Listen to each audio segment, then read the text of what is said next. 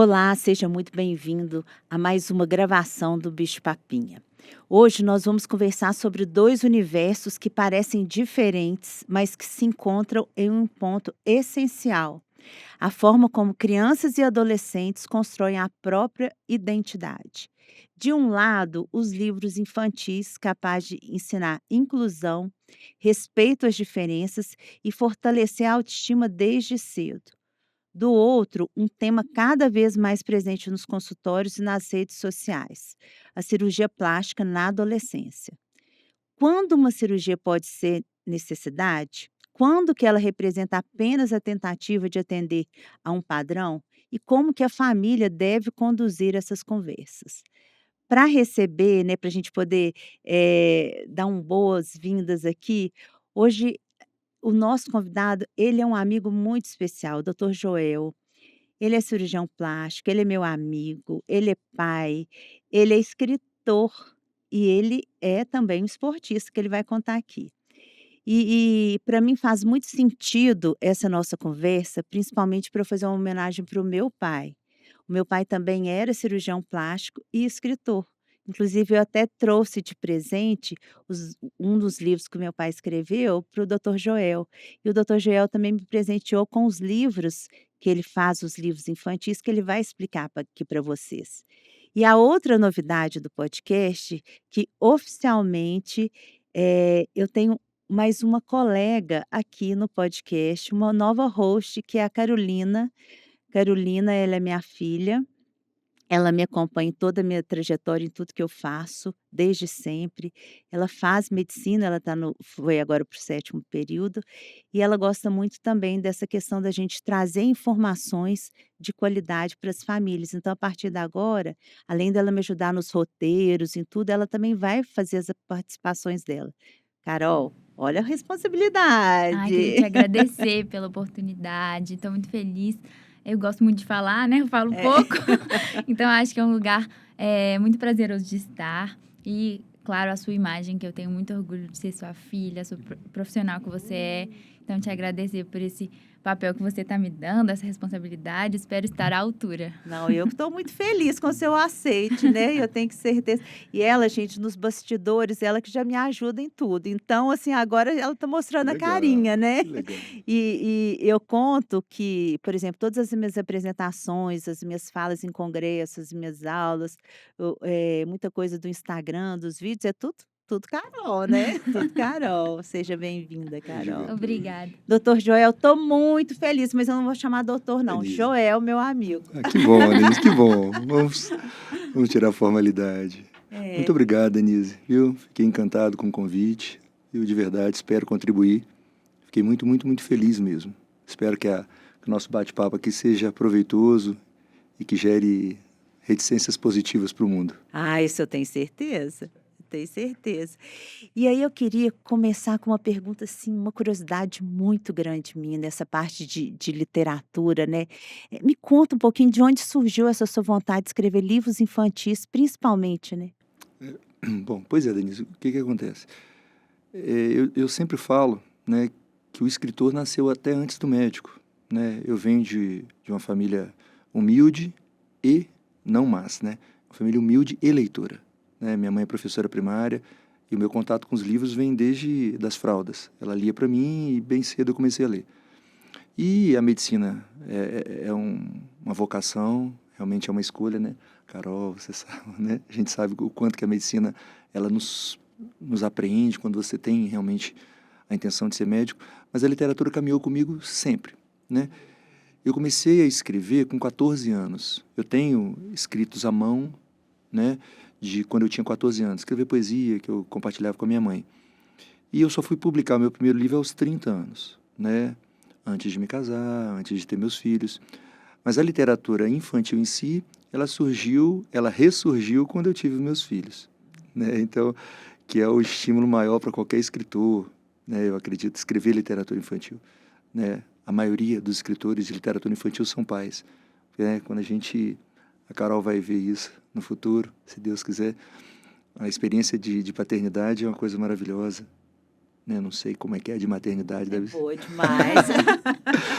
Mas enfim, a gente fica imerso em um mundo mágico, e esse mundo a gente tem que lutar para preservar.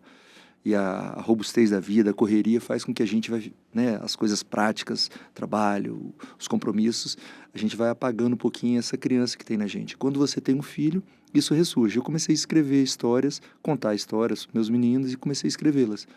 Aí quando o Pedro, eu tenho 2 filhos, o Pedro e a Clarice, quando o Pedro tinha 4 anos, eu publiquei O Menino que Plantava Pedras, que era o Pedro, o menininho que acumulava pedras, e a partir daí não parei. Aí a literatura infantil tomou um bojo na minha vida, importante assim. E é interessante que a gente, né, por exemplo, nesses meus 32 anos na pediatria, né, eu percebo muito isso. Tem coisas que são tão básicas, por exemplo, o poder de um livro, né. E olha que interessante, uma das coisas que eu prescrevo desde bebê, primeiro o bebê já tem os 15 minutinhos de hora da leitura.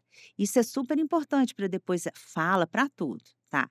E depois, à medida que vai ficando maiorzinho, eu coloco essa leitura um pouco antes de dormir, que aí o pai e a mãe deitam na cama, junto com a criança. Olha que momento, olha que 30 minutos de qualidade em volta de um livro, né.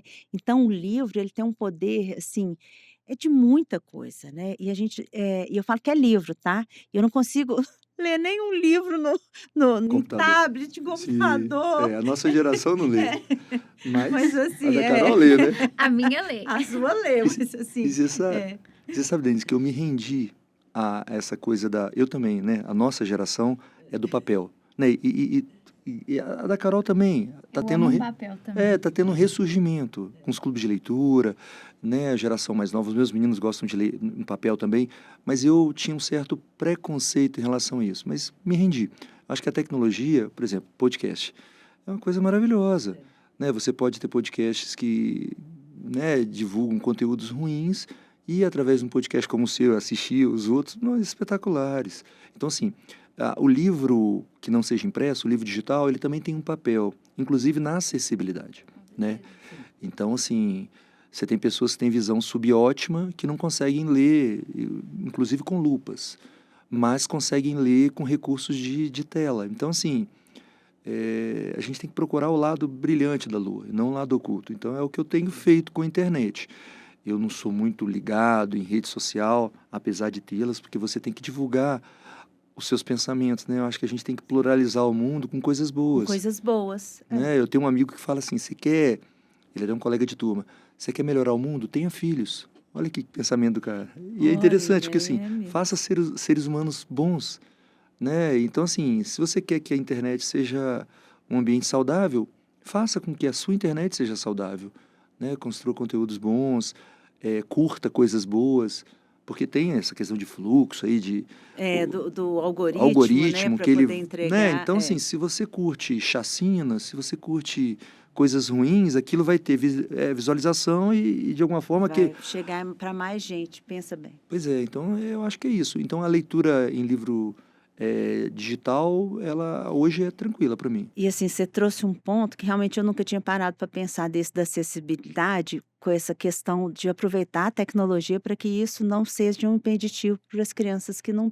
têm a condição, Sim, a gente né. tem, depois a gente vai falar sobre os livros infantis acessíveis, a gente tem recursos incríveis, sabe, Denise? Incríveis. E ao longo desses anos aí que eu tenho tido experiência com pais, a gente começa a entender e tirar um pouco do nosso preconceito, no sentido, um conceito prévio, né, de a gente achar que a nossa forma de leitura é a melhor. Ela é a melhor para nós.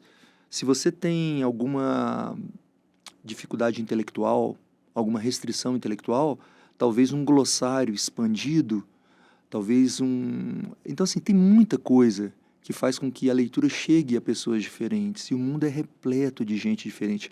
Na verdade, o mundo não tem pessoas iguais. Então, como as pessoas são diferentes, o respeito passa por você deixar que os diferentes também consigam chegar. Olha que bacana que você falou, o mundo é diferente, não existe ninguém igual. E assim, eu quero fazer um gancho, assim, para a parte da nutrologia. Eu estava num evento, e aí o palestrante, alguém fez a pergunta para o palestrante: "Ó, eu sou agora avô, e o meu neto, a minha nora é vegetariana, e eu estou aqui apavorado, porque eu pediatra, sei o impacto disso para o neném. Aí o palestrante falou assim: "Não, quem vai responder vai ser a Denise que está aqui assistindo". Falei: "Oh, oh meu Deus". Aí eu falei assim: "Olha", eu falei para esse meu colega pediatra, falei: "A primeira coisa que você tem que colocar no seu coração é que todo mundo tem o direito de escolher Hum, essas opções de padrão alimentar. sim, Então você vai acolher a sua nora, a gente vai dar uma melhor estrutura para que não falte nenhum nutriente no leite materno dela, e seu neto vai crescer super bem. Mas você precisa respeitar, e na medicina a gente já passou muito por isso, né, Joel? Essa questão da gente ficar julgando muito o nosso cliente, não é culpa dele, gente, a gente tem que acolher, né. sim, sim. E a gente, inclusive na literatura, muitos dos meus livros infantis, apesar de eu tentar me despir do fato de ser médico, eles estão impregnados pelo que eu sou, né? Então a motivação, é, no mais das vezes, é alguém que tem contato comigo. E como a gente passa grande parte, né? A medicina uma coisa diferente, né? Você vai destinar muito do seu tempo à Para o sua outro. profissão. Eu não acho que seja uma coisa diferente de qualquer outra profissão, mas ao mesmo tempo é. Porque você não pode simplesmente, agora eu não sou médico. Não, você é médico full time. Você é médico enquanto você está no avião, você é médico numa praia, você é médico num podcast. Então, assim, mas a medicina traz para a gente um olhar muito, muitas vezes assim, um crivo muito grande. A gente quer dar nome às coisas. E uma coisa que eu aprendi na literatura é não nomear. As pessoas não se significam por um diagnóstico. As pessoas foi o que você falou aí, de respeitar o que a pessoa é. Ó, nós vamos fazer o melhor possível É. dentro da peculiaridade da sua nora, e seu neto vai ser ótimo. Nós vamos trabalhar na parte de nutrologia, não deixando faltar nenhum nutriente, seu neto vai nascer saudável. Então, assim, você consegue trazer inclusão, trazer respeito às diferenças, e isso, assim, de uma forma muito tranquila. E a literatura serve para isso, né? Serve para você não rotular ninguém, né? E isso, eu acho que a minha literatura me ajudou a ser um médico melhor, né? Eu penso muito nisso, que às vezes você cria um outro eu, né? Quando você escreve ou quando você lê. E às vezes esse eu é tão legal que modifica um outro eu, que é o pragmático, que é o do dia a dia, né? Você cria um personagem, e aquele personagem é um personagem que tem valores que muitas vezes você não tem. Então, essa é uma coisa interessante da literatura. Ela forja um. A gente tem uma fala que fala que a arte imita a vida, né? Então, provavelmente é a sua medicina que transborda nos seus livros e vice-versa, né? Os seus livros ajudam a sua medicina também. Eu acho que a literatura infantil tem um quesito muito importante de construção de valores mesmo e da proteção da dignidade de cada um, né? Vocês vão ver um pouquinho, o Joel vai falar dos livros mais pra frente, mas essa construção de valores, desde a infância, eu tenho como, na minha formação, os meus pais me deram muitos acessos a livros e tudo mais na minha escola, e eu acho que aquelas crianças de hoje que não têm esse acesso a livros de qualidade para ler, reler, ter aquele livro que você deixa embaixo do travesseiro, né, na cabeceira, eles têm algo faltando, né? E aí eles vão buscar identidade e essa dignidade que é imutável, mas que muitas vezes a gente tenta essa validação em outras coisas, na beleza, na cirurgia plástica, em tratamentos estéticos, sendo que essa dignidade não tem nada a ver, né, com algo material, e sim o que está dentro de nós, a busca pela felicidade. Então, eu acho que aumentar o acesso e aumentar o impacto da literatura por meio também dos livros físicos, mas como o Joel tem feito, né, de acessibilidade para as crianças que não conseguem ler livro físico. Isso é tão importante, mesmo que impacte, assim, 10, 15, 20 crianças que vão crescer tendo esse senso de dignidade, de valores. Acho muito importante. Muito obrigada por esse papel seu. Legal. É, muito. E aí, Joel, mostra um pouco desses livros que eu tô apaixonada. Bom, Denise, aqui, essa coleção de livros, deixa eu pegar aqui. Foi um projeto que tem 5 anos, chama Coleção Gentes, né? Esse é um presente para você. Ai, eu Seu adorei meu costura. presente. E são livros que, de verdade, impactaram minha vida, né?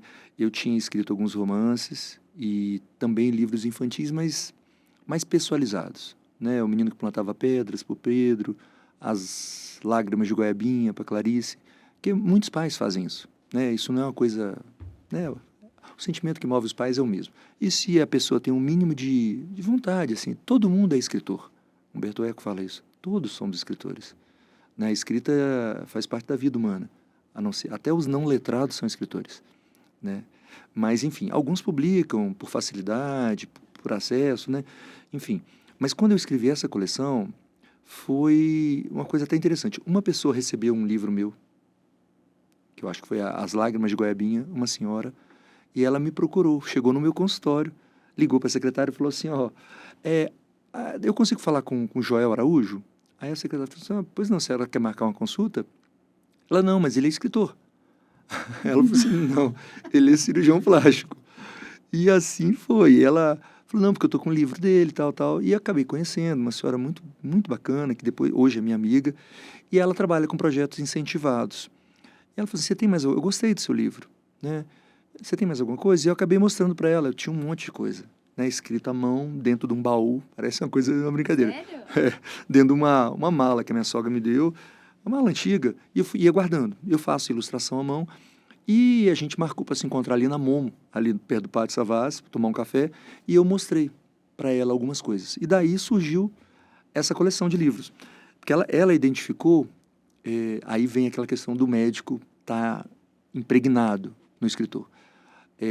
Na minha literatura, nos rabisquinhos que eu fiz lá, alguma coisa que falava de pessoas com características diferentes, né? Não pessoas doentes, não pessoas deficientes, pessoas com deficiência. E esses livros foram escritos em épocas completamente diferentes da minha vida. Por exemplo, esse aqui, ó, Esqueci de Te Esquecer. É um livro que fala de uma criança com uma capacidade de entender o mundo diferente. Ela é atípica. Ela pode ter um TDAH, ela pode ter um TEA, ela pode ter uma dislexia, ela pode ter um distúrbio específico da linguagem, ela pode ter qualquer um desses diagnósticos aí, esse monte de letra aí que a gente fica tão preocupado com ela e que a gente tem que preocupar menos. Mas é uma menina que aprende diferente. Mas no final tem a história toda de como ela aprendeu, e é uma vovozinha contando a história dela. E essa aqui, eu me inspirei em uma pessoa muito próxima a mim.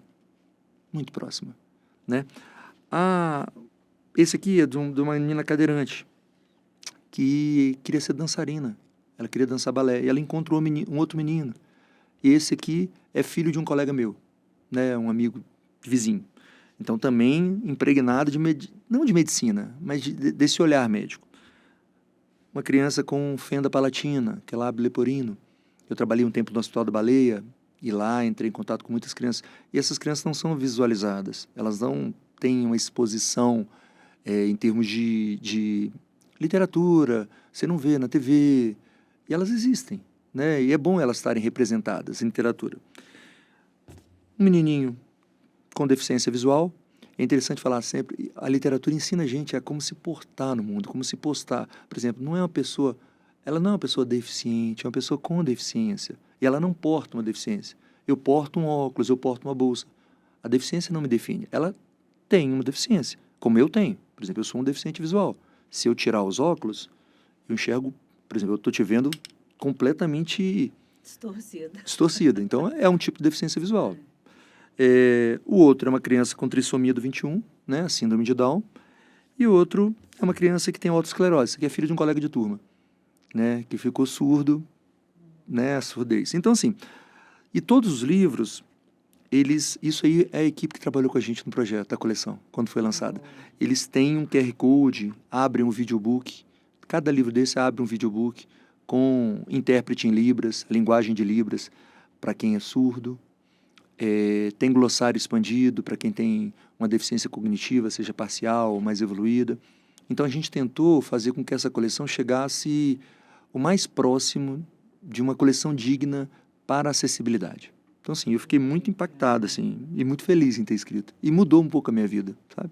Nossa, muito legal. E depois, a hora que eu vou te perguntar aí os seus endereços, tudo, você fala como que a gente faz para a gente poder comprar, né, É, os livros. essa coleção, Denise, eu depois, né, não sei se convém dizer, eu tentei colocá-la em outras editoras, né? Sim. E não teve um aceite muito grande, eu abri uma editora. Chama Editora Tatulê, para publicar esses livros. E tudo de literatura infantil da editora é revertido em literatura infantil, né? Esses livros eu tenho rodado as escolas públicas de Belo Horizonte, porque 3 desses livros entraram no kit literário, A Prefeitura de Belo Horizonte comprou quase 6.000 livros e distribuiu gratuitamente para crianças, que é a finalidade dessa coleção. A finalidade é zero financeira e 100% de fazer uma pulverização no mundo de uma ideia de respeito, né? Porque trabalhar a ideia não da aceitação da diferença, né? Porque a gente fala respeito pela diferença, aceitação. Existe um conceito mais evoluído, que é viver a diferença. Uma coisa é você aceitar o diferente, outra coisa é você respeitar porque ele é diferente. Mas a pessoa com deficiência, ela não precisa de respeito, mais do que qualquer outra pessoa que não tem deficiência. O respeito é para todos. Ela precisa andar no mundo como qualquer um. E a gente precisa tratar a pessoa com deficiência como trata alguém que não tem deficiência. Isso não é ter respeito por ela. O respeito é uma coisa para todo mundo. Isso é interessante a gente passar para as crianças, porque as crianças têm isso, né, Denise? Tem. Elas têm a capacidade da criança de aceitar o novo. Elas vão adultizando, não sei qual que é a palavra, e vão ficando mais preconceituosas. Mas elas são muito mais abertas. E você sabe que o preconceito, isso é muito importante vocês prestarem atenção. Como eu lido com crianças ou muito magras ou muito gordinhas, né, com essas alterações do peso. Antes a gente via o bullying em idades maiores, 9 anos, 10 anos, né? Mas agora não, isso está acontecendo com meninos de 2, 3 anos. Eles começaram a falar e eles já estão criticando o coleguinha, a ponto de ter que chamar pais na escola. Olha que situação. Então é isso. E aí cabe a gente que é pai e mãe, que a gente é cuidador, tá formando aquele ser humano, da gente mostrar o qual que é o impacto disso, né? Essa questão do sobrepeso, Denise, agora já como cirurgião plástico, eu tenho recebido no consultório, eu já opero filhas de pacientes minhas, né? Eu já tenho 23 anos que eu opero, tem paciente que eu operei e já estou operando as filhas. E eu tenho percebido, assim, uma distopia, uma coisa louca nessa sociedade nossa agora. E isso nos últimos 5 anos, assim, para mim muito pungente, que é chegando meninas de 13 anos, sabe, Denise, com sobrepeso, e mães, você deve viver isso, com certeza, pensando em dar medicações, canetinhas para criança. Além de pleitear, fazer lipoaspiração, é uma coisa assim. E a minha resposta é sempre no seguinte sentido, ó, não há contraindicação formal a você fazer cirurgia plástica em adolescente ou pré-adolescente, desde que haja uma indicação clara. E o sobrepeso é uma pandemia. As crianças estão com sobrepeso.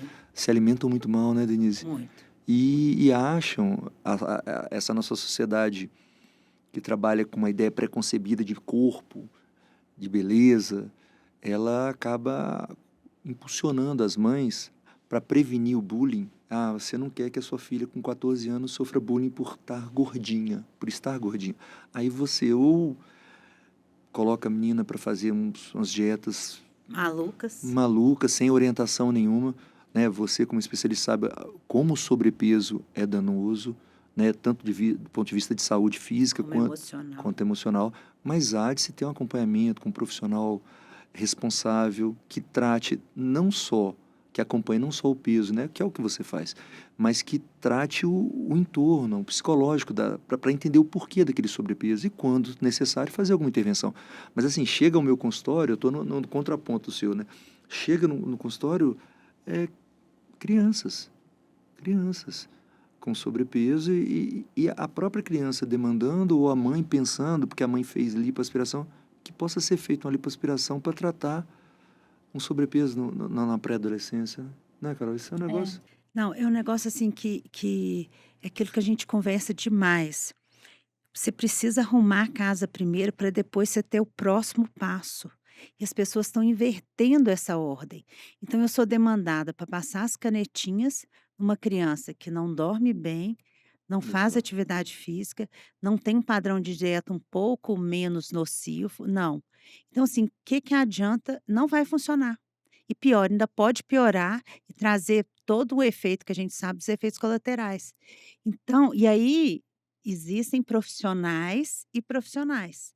Tem muitos profissionais, não, eu passo, sem resolver o resto.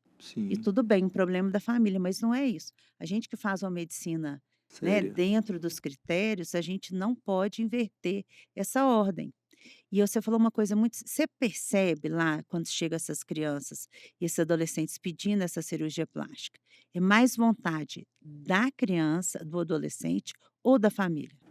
Denise, eh, tem aumentado muito. Geralmente quem vai é a mãe. Eu tenho até isso já, a gente tem um sistema lá na clínica, eu consigo catalogar, né? Ele dá busca assim, quantos pacientes abaixo de 15 anos eu tenho. Tá. Então eu sei te falar isso, que a gente fez uma pesquisa. 90% são meninas, né? Ó, tem menino também? Tem Não. menino, tem menino. Muita Mas- ginecomastia deve ser, né? não, até excetuando a ginecomastia. É? Só em relação a sobrepeso, pleiteando lipo. Ah, tá. Tem meninos, mas a grande maioria é menina, porque as mulheres ainda são mais... Cobradas. Sem dúvida, né? A gente evoluiu, mas vocês ainda são mais cobradas. Há uma beleza eterna, há um padrão. Vocês são mais açoitadas pela indústria da beleza, né? Tanto é que, apesar da quantidade de cirurgia plástica em homens ter aumentado, mas a grande refém da indústria da beleza é a mulher. E a adolescente também. Então, as mães levam. Mas eu percebo algumas meninas muito acanhadas e que a mãe é tão criança, Denise, é tão criança que eu até brinco. Na hora que chega assim, tá lá, a Carol. Chegou a Carol com a Denise. A Carol há 5 anos atrás, há 6 anos atrás. Eu digo, tudo bem, Carol, o que eu posso te ajudar? Aí ela olha para a mãe, que é uma conduta, é uma postura de criança. É mesmo. Ela não fala por si. Aí a mãe fala, a mãe meio que traduz, ela olha para baixo. Então, assim, eu não consigo te precisar se a demanda é materna, se é parental, seja do pai ou da mãe, ou da criança. Mas, no mais das vezes, elas já conversaram muito isso. E aí vem a questão dos pais, que tem que ter uma orientação melhor. Eu acho que essa menina, não é, faltou para ela, porque o que acontece? Elas são formadas nas redes sociais. Mesmo se ela não tem rede social, a amiga tem. Então elas têm essas influenciadoras infantis, que geralmente são muito adultizadas, Muito. são muito Produzidas. você vê meninas de 12, 13 anos que saem para a escola, a grande, assim, não sei percentualmente falando, mas eu vejo na sala da minha menina, com maquiagens muito pesadas.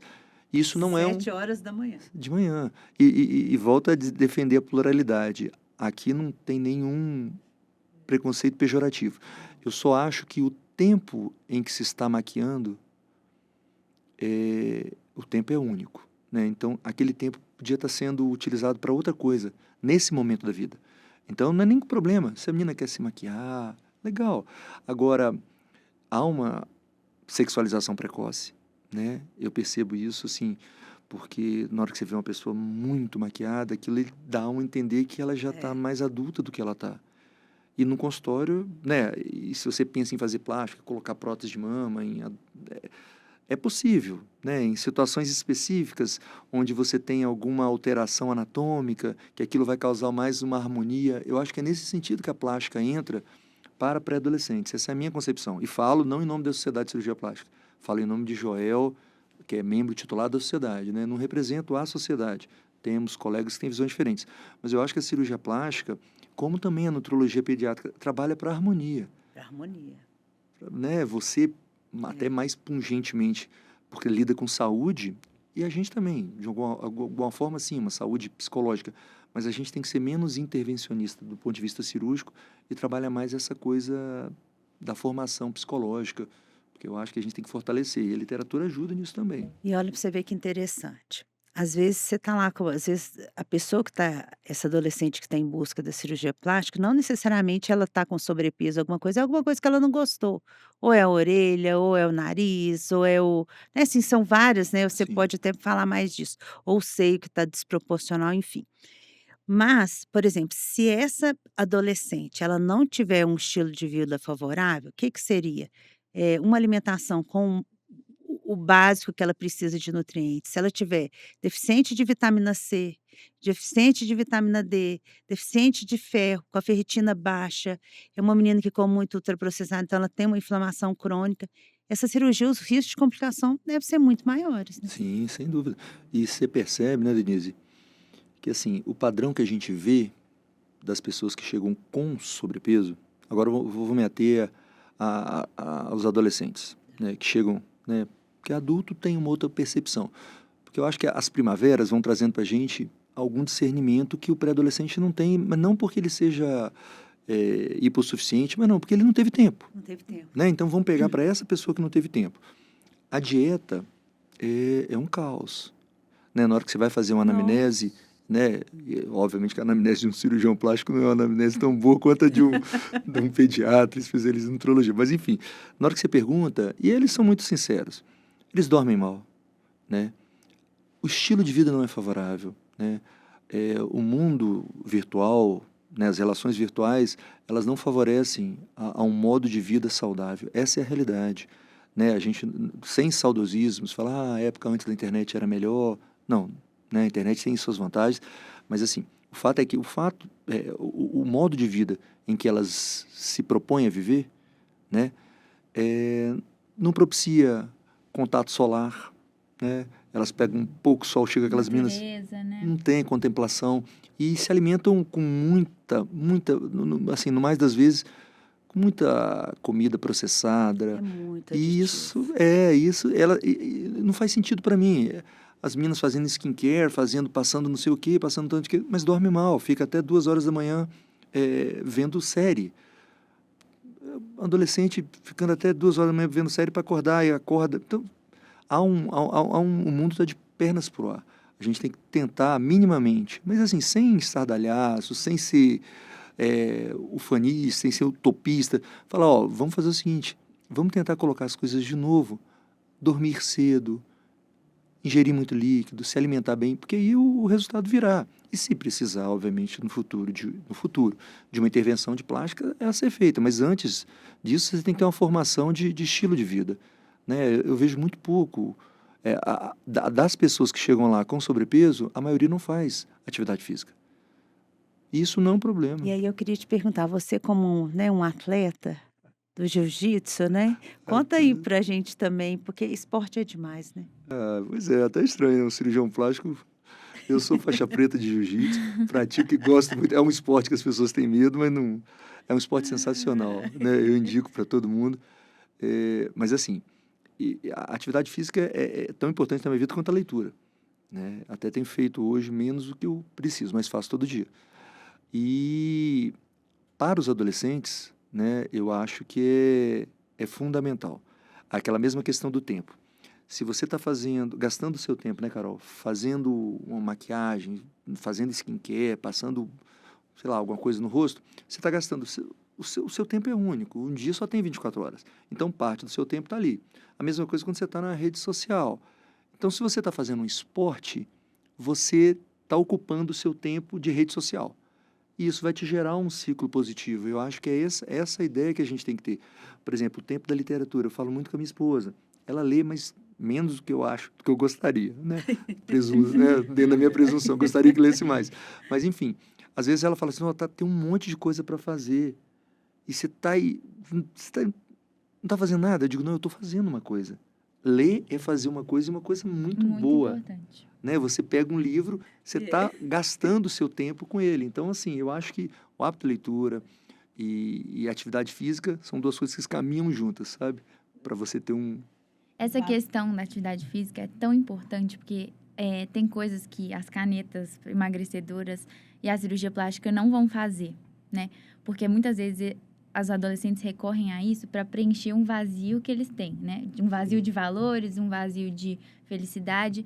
E algo que é tão resolutivo, tão rápido quanto as canetas ou a cirurgia plástica, não vai resolver nada daquele sentimento que o adolescente está passando. Vai só mascarar. Ele acha que assim, nossa, quando eu botar meu silicone, eu vou ser muito mais feliz. Isso eu ouço tanto com as minhas amigas.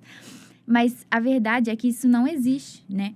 Só que na atividade física, você vai ganhando um senso de confiança, um senso de até de consciência corporal, né, de identidade, que isso realmente ele é duradouro.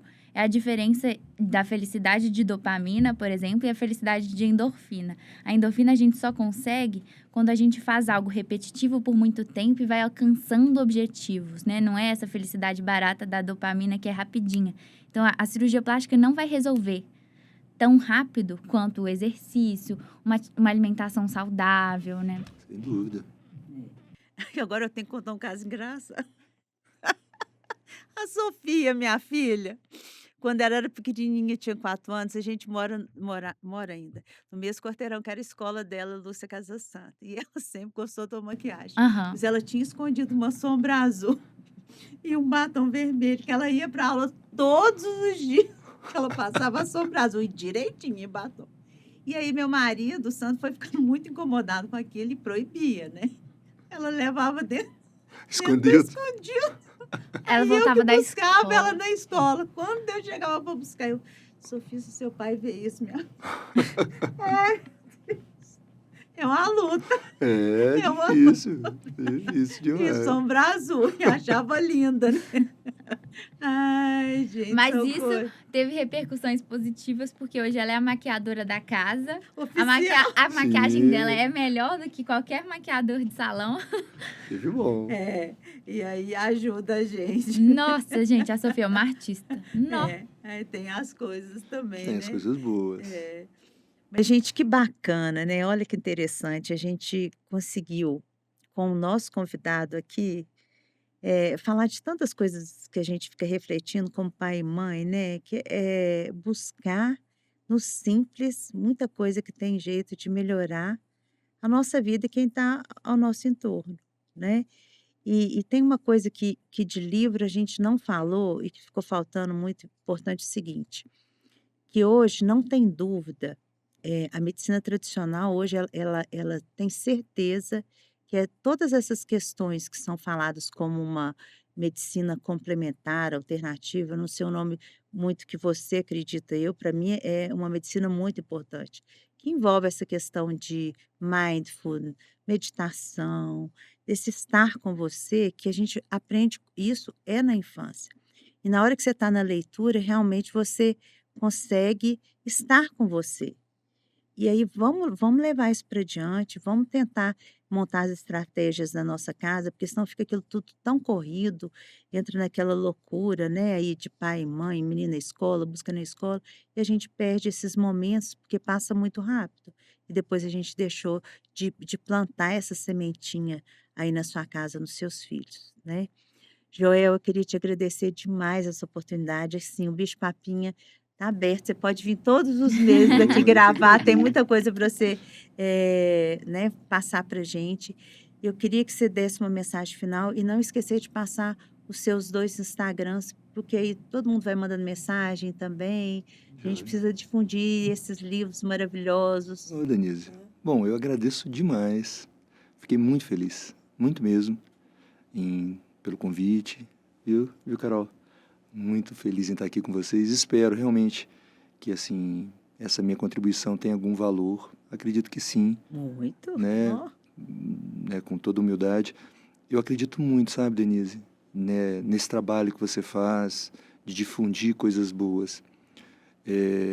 A cirurgia plástica é grande parte da minha vida, mas ela também não me significa totalmente, né? A literatura é grande parte da minha vida, mas ela também não me significa. Nós somos um caleidoscópio, né? Nós somos assim um prisma. A gente tem várias faces e a gente tem que mostrar para o mundo as melhores faces que a gente tem. A literatura, eu acredito muito na literatura infantil.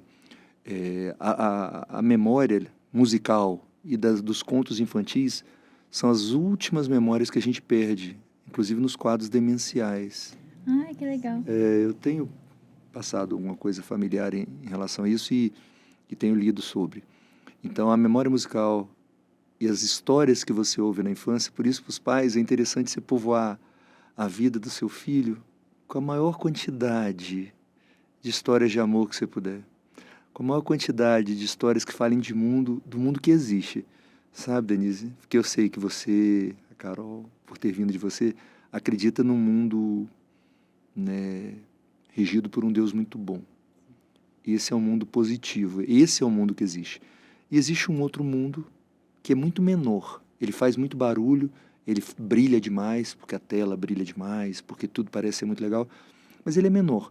E a gente tem que trazer para o mundo real, que é o mundo de Deus, que é o mundo bom, que é o mundo das pessoas que se importam com as outras, né? E o livro faz muito isso para a criança, né? Então é isso. Povoem a vida das crianças com bons livros, comprem livros em livrarias de rua, levem seus filhos para livrarias. É um ótimo passeio. É um passeio sensacional.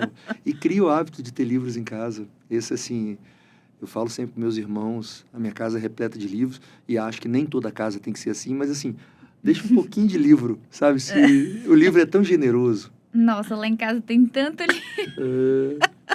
Pois é, o livro Tem até demais, né? Nossa! é bom demais, né? Ficar entre livros é bom demais. E é isso. Eu sou escritora também, tá? Ah, é? Denise. É Eu quero Eu ler. tenho um livro, ficou maravilhoso, chama Papa Neném, que é alimentação no primeiro ano de vida, que eu escrevi junto com meu colega, Dr. Magno Veras. Legal. Muito bacana. Ué, quero lê-lo. É verdade. No próximo episódio que você vier, a gente Será um vai. prazer, será uma alegria. Agora, o livro secreto que ninguém sabe, a gente escreveu com 9 anos, eu e minha prima Kênia, que a gente gostava de um primo. Tem mesmo, tem É mesmo? 30, eu vou te mostrar ele hoje, que tá guardado as 7 chaves. Apaixonite de E criança. a gente escreveu porque ele gostava, era da prima dele de Belo Horizonte. A gente morava no interior, a gente achava que a gente era menos, porque a gente não morava na capital. Nós escrevemos um livro, tá? Ó, que legal, você é uma escritora. Não, ele falou todo mundo é escritor. Agora, a qualidade realmente. Não, mas tudo tem valor. Ô, gente, chegamos ao fim dessa conversa maravilhosa. Se você que ouviu goste, conta para os seus amigos. Passe esse episódio, né? É assim que a gente vai conseguindo atingir outras famílias. E um grande abraço. Fiquem com Deus.